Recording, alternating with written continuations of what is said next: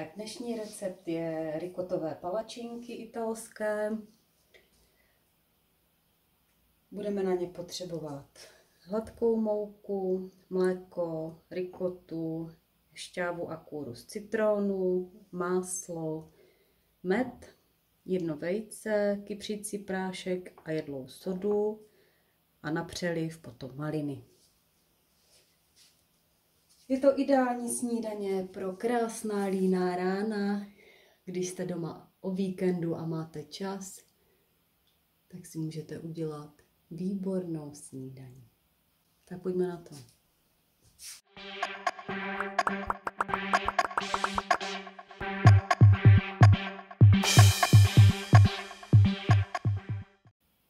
Takže budeme potřebovat 130 gramů hladké mouky,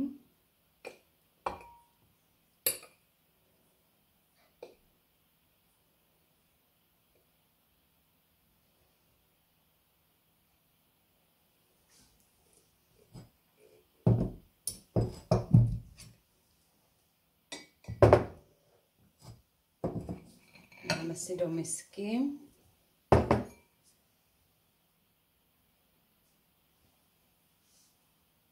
přidáme prášek do pečiva, dáme tak 1,5 lžičky,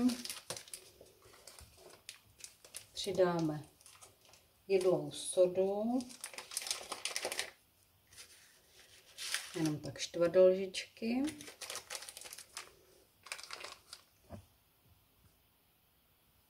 špetku soli a promícháme si.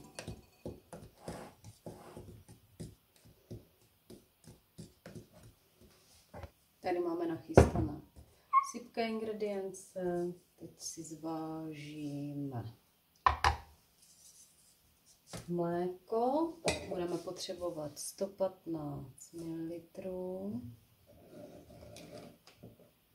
Mléko 115 ml.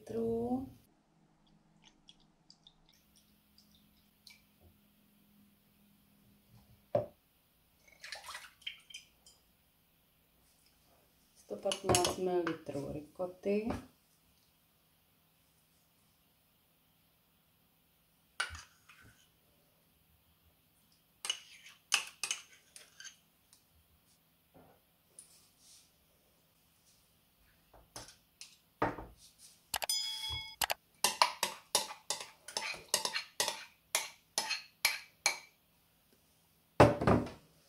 dvě lžičky medu, takové vrchovaté můžou být.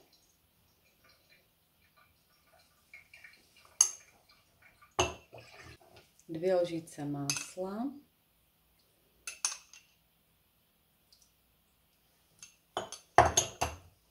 Jedno vajíčko.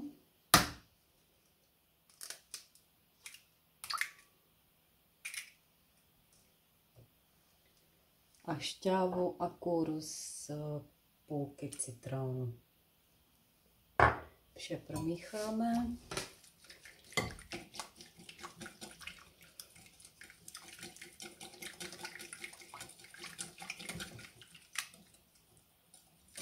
Budeme přisypávat sypké suroviny, které jsme si už předtím odvážili.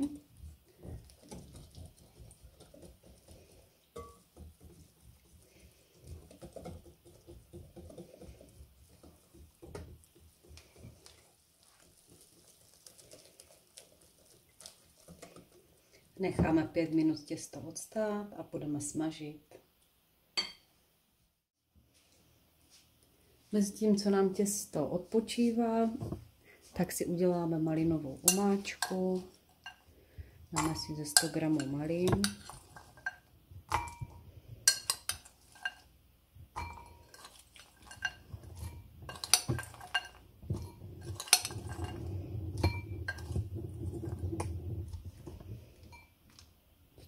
Jsem říkala, že? Hop. Takže maliny si dáme do hrnce.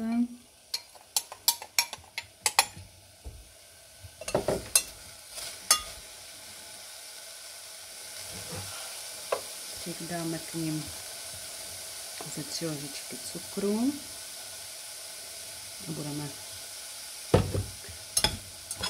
pomalu prohřívat.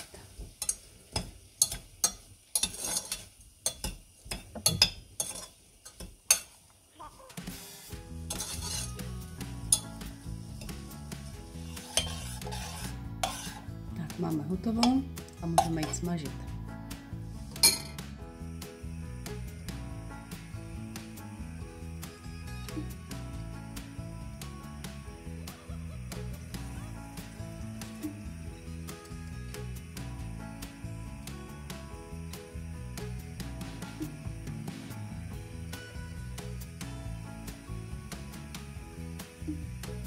Palačinku se nesnažte nějak rozlívat.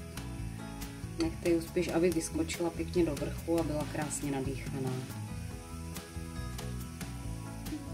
Tak vypadá to, že už to bude, tak to otočíme, se podaří.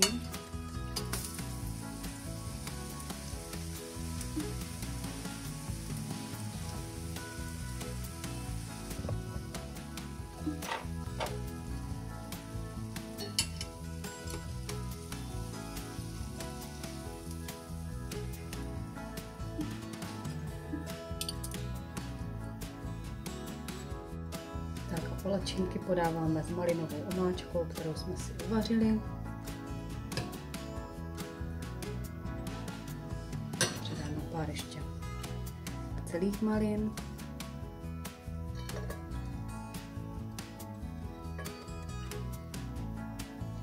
Určitě si to ještě přisladíme.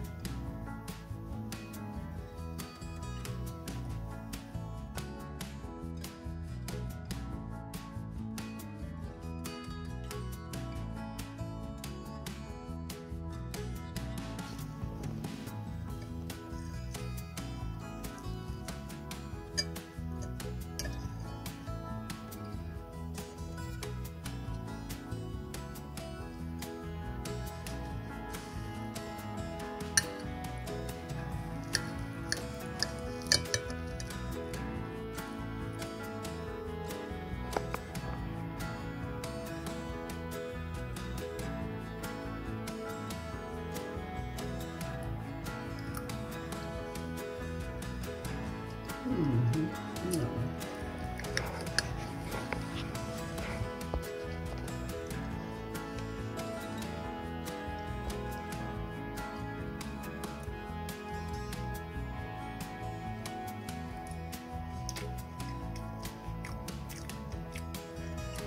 So